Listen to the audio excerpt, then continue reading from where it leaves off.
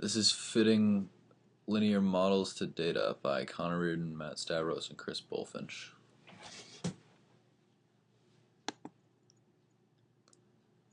This is data points for LaDainian Tomlinson's rushing yards from the years 2002 to 2004 and 2006 to 2011.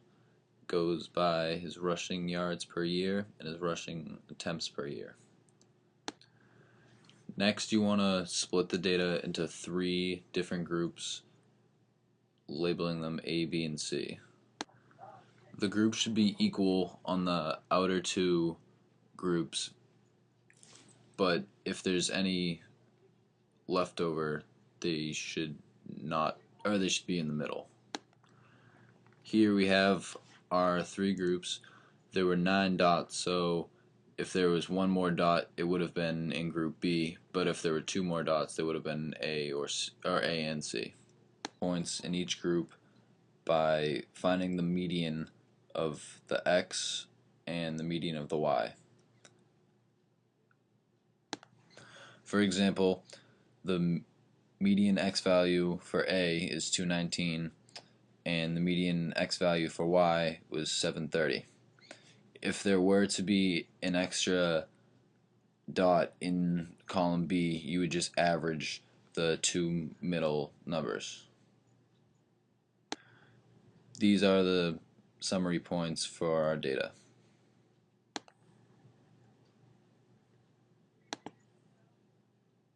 Some computer errors on this slide, but you want to find the slope by using the first and third summary points, which is A and C for us. To find the rise, you rise over the run.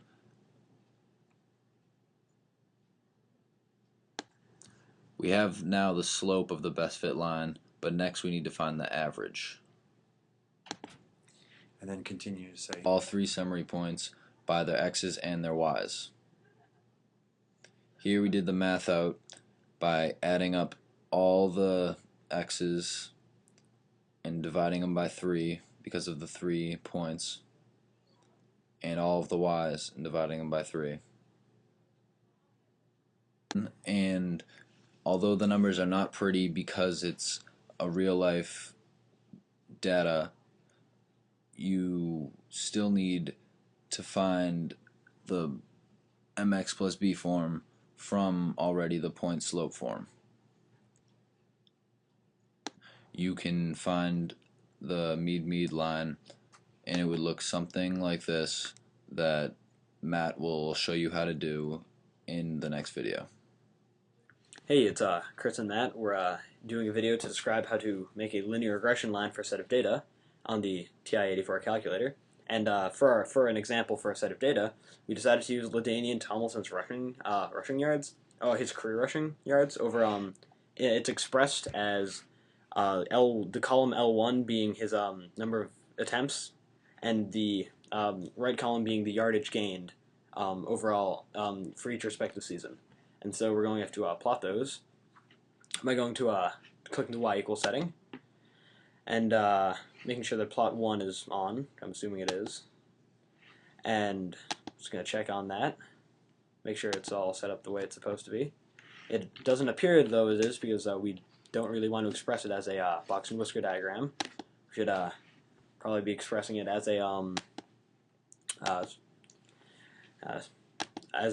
scatter plot. So we're going to go to the plot settings and switch it on to a scatter plot, which would have to go down there and click enter, which would make it a scatter plot. So it's going to do that really quick.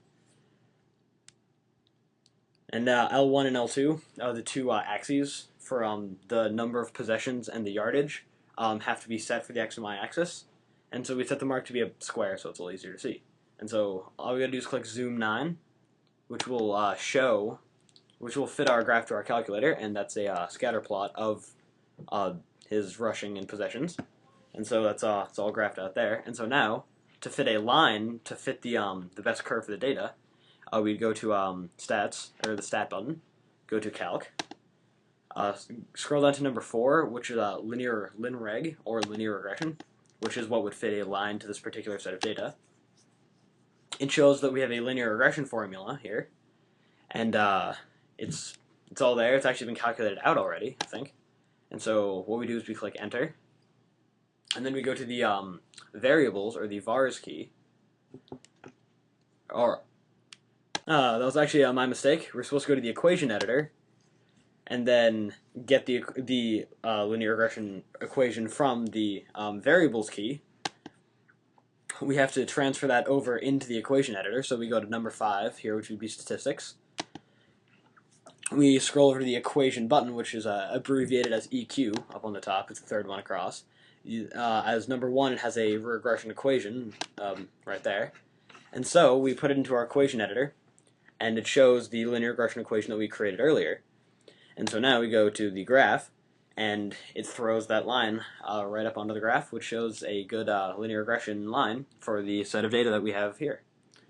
And whereas if we were to hit the trace key, if one was to hit the trace key, does it bring a line through all the sets of data? It'll happen soon. And so it goes from point to point, but that isn't accurate in establishing it's not, I wouldn't say a bell curve necessarily, but it shows a good, remember, is the trace brings you point to point, but if you want to follow the line, all you gotta do is hit the up arrow, and it'll take you along the line so that you can predict more of an average.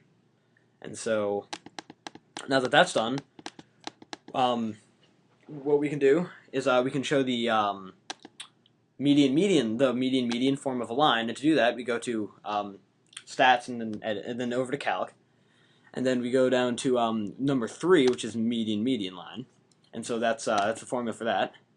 And so we would put that into our equation generator, where all we gotta do is go down to y2, which would form a new line for our graph. We would go to the variables key, or the vars key. We would go to 5 again for statistics. We would go over to the equation setting yet again. We would click enter again, and it would pop up our median line for the new set of data. And as you can see, the median line was just formed, and it goes up a little more steeply. So notice that the median line tends to exclude outliers, such as a season where he didn't make very many attempts, and thus where LT didn't make very many attempts, and thus gained very few yards.